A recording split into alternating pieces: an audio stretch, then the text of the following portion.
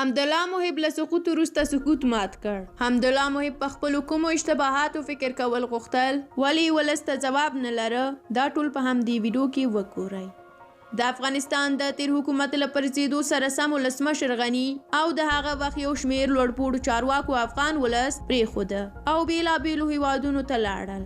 د تیر حکومت د ملي امنیت سلاکار حمدالله محب 4 میاشتې وروسته خپل سکوت مات کړ. هغه په لومړي ځل له ازادۍ راډیو سره په یوه مرکه کې راڅرګند شو. د هغه پوره مرکه لا نه ده خپره شوې خو یوازې د مرکې لنډه ویډیو یې خپره شوې ده. په ویډیو کې حمدالله محب د خپل سکوت او د تیر حکومت د سقوط لامل په ډاګه کوي.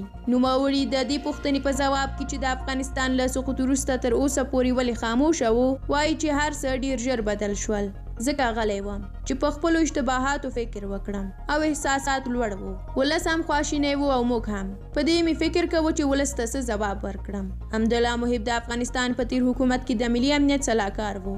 د هغه پر اوږو ډېر دروند بار پروت وو چې د سقوط نه وروسته پر نوموړي سختې نیوکې هم له همدې امله کیږي.